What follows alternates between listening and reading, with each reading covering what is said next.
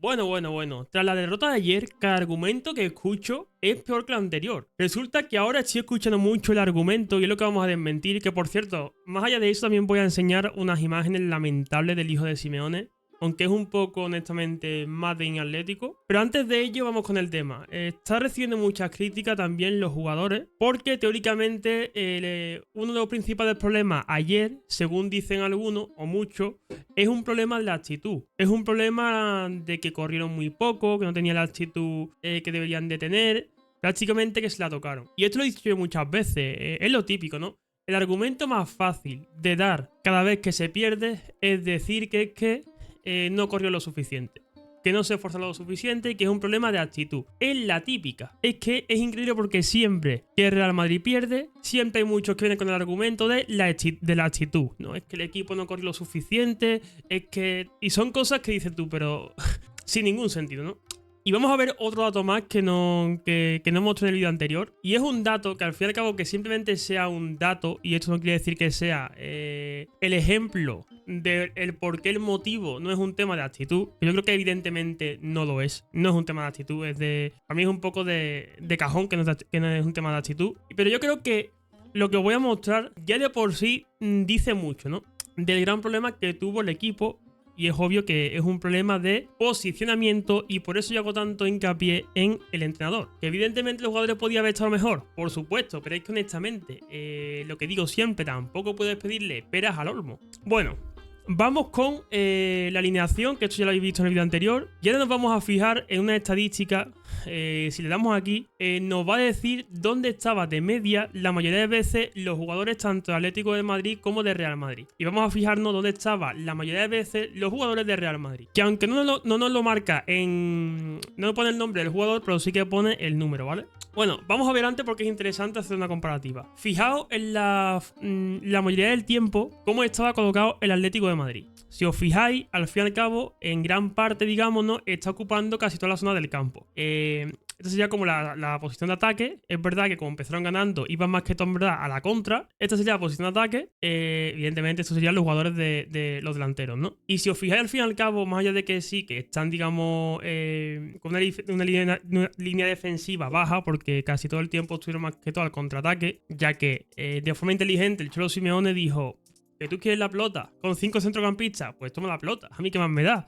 Total, las oportunidades que creó el Madrid, ¿cómo fue? Tiros lejanos y también vamos a ver eso. Aguantad hasta el final del vídeo, que de verdad que con lo que voy a decir aquí, yo creo que el tema de que es un tema de actitud tal, se cae por sí solo. Fijaos que en menor o mayor medida están cubiertos toda la zona del campo. Sobre todo si lo comparamos con el Real Madrid. Fijaos el posicionamiento del Atlético y ahora fijaos en el posicionamiento del Real Madrid. Fijaos el pegotón de jugadores que hay aquí. Si os fijáis todos súper juntos. Fijaos el Atlético de Madrid, como al fin y al cabo abarca más terreno. Y fijaos el Real Madrid.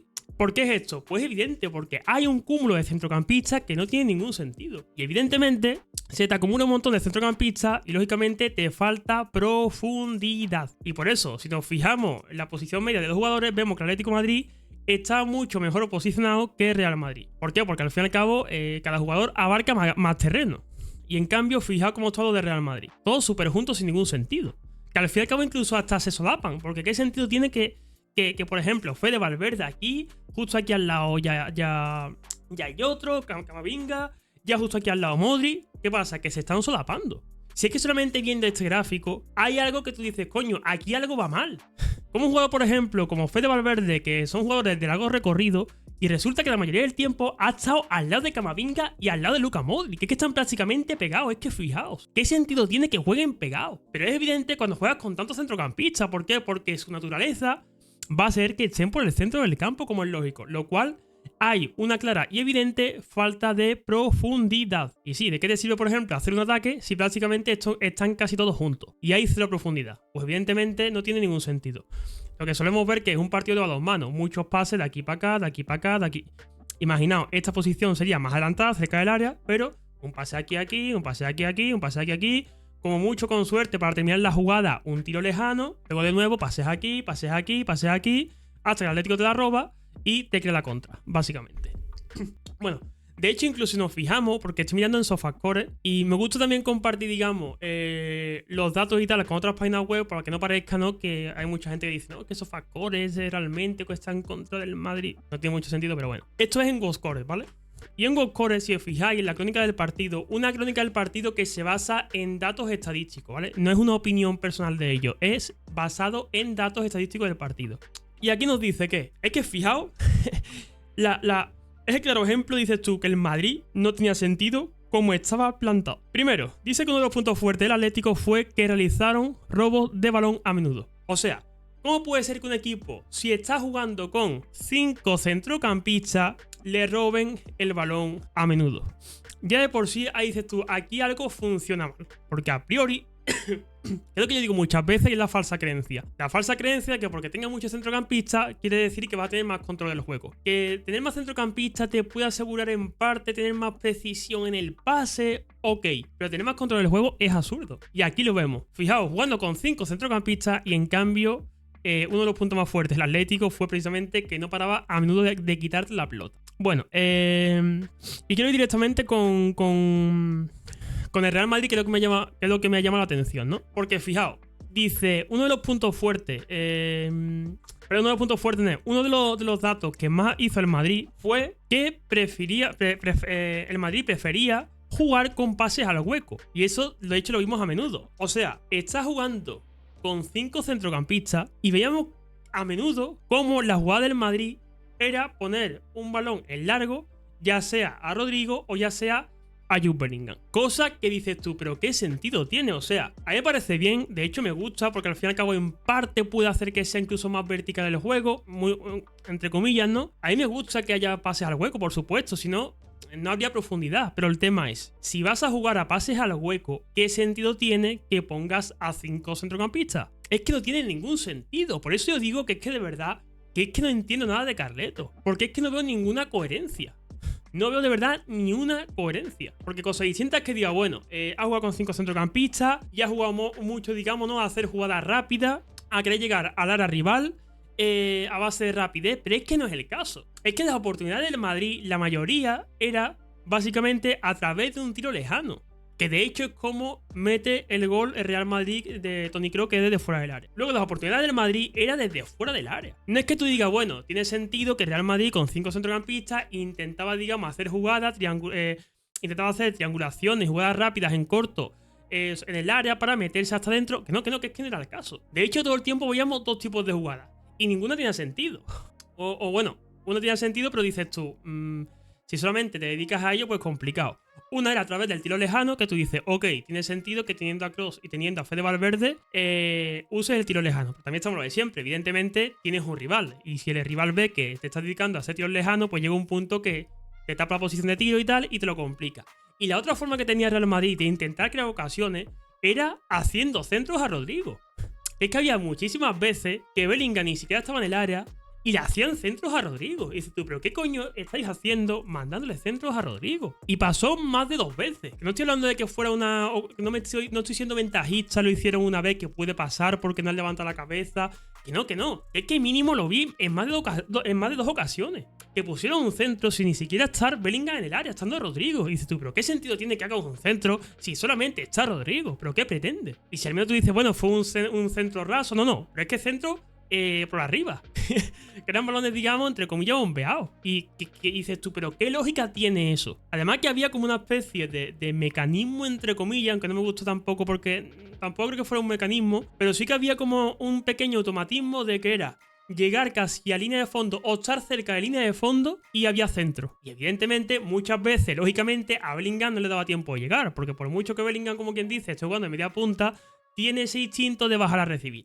Porque al fin y al cabo es un centrocampista. Ofensivo, pero es un centrocampista. O su naturaleza, aún a día de hoy, es de ser un centrocampista. Ofensivo, pero centrocampista. ¿Qué pasa? Que la mayoría de veces que hacen el centro, Bellingham ni siquiera le ha dado tiempo de llegar. Y el que está es Rodrigo. Y había muchas veces que se hacía el mecanismo ese. Se hacía la jugada, se terminaba la jugada en centro, y para remate solamente estaba Rodrigo. Y dices tú, pero ¿qué pretende?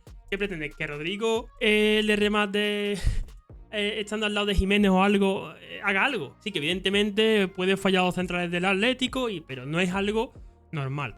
Es que, honestamente, hay tantos y tantos motivos para evidenciar que el mayor problema que tiene este Real Madrid a día de hoy es Carlo Ancelotti, que me sorprende muchísimo que se quiera mirar hacia otros lados. Ahora resulta que está siendo gracioso, porque ahora resulta que yo recuerdo como hace en verano muchos pedíamos un extremo derecho, decíamos que realmente había que darle un poco de competencia a Rodrigo, y había mucha gente que decía, no, a Rodrigo no hay que darle competencia, porque darte cuenta que si le das competencia a Rodrigo, lo que va a hacer es acortarle el potencial, hay que darle muchos minutos a Rodrigo, y ahora resulta que Rodrigo no está rindiendo al menos como se esperaba. Hay gente diciendo lo contrario. Esa misma gente está diciendo, es que a Rodrigo no se le puede dar tanta responsabilidad porque es que solamente tiene 22 años. Y que Rodrigo tenga que ser el que crea las ocasiones de ataque, es que es mucha tela, hay que darle más tiempo. Y es tipo, vale, pero entonces ¿en qué quedamos? Que realmente Rodrigo tiene que ser, digamos, no hay que ponerle problemas en el sentido de a que haya alguien que le discuta los minutos, o lo contrario. O que es mejor que tenga, digamos, un futbolista que digamos, coja la responsabilidad, digamos, esa de la jugada de ataque, o que tenga más protagonismo que Rodrigo, para que así, digamos, no haya tanto foco en Rodrigo. Entonces, ¿en qué quedamos? Porque ahora resulta que el problema es lo contrario. Ahora resulta que el problema es que, claro, es que Rodrigo no está despuntando tanto porque todos los focos están en él. Pero cuando se dijo de que había que fichar a un extremo derecho o a un futbolista que realmente le compitiese a Rodrigo, la gente decía que no, que entonces eso sería prácticamente cargarte la carrera de Rodrigo, que simplemente había que darle minutos. Y yo de verdad que es que hay cosas que no entiendo. Y bueno, ahora vamos con el tema del hijo de Simeone, que al fin y al cabo, pues, siendo hijo de quien es, pues lógicamente tampoco podemos esperar gran cosa, ¿no? Y bueno, os pongo las imágenes. Esto fue allí en el partido, haciendo corte de mangas a la afición donde estaba la afición de Real Madrid, ¿no? Y bueno, al fin y al cabo, pues yo creo que evidentemente una actitud más de Atlético. De hecho, ya me pareció patético algo de ayer que hizo el Atlético, y fue que cuando estaba en el minuto de silencio de Pepe Domingo Castaño, cogen y la música que ponen para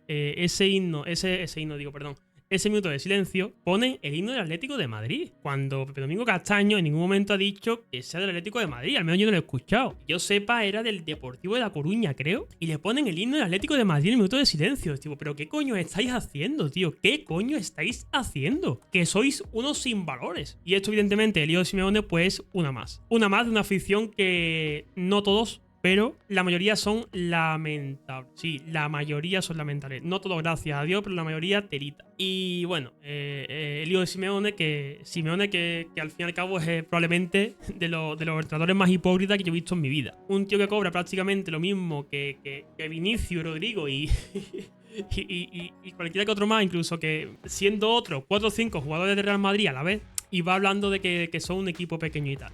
En fin, como se suele decirnos en estos tiempos, el chiste se cuenta solo. Así que nada, dejad vuestra opinión en la caja de comentarios. Y ya sabéis que si dais un me gusta, se agradece un montonazo. Poco más, nos vemos en el siguiente vídeo.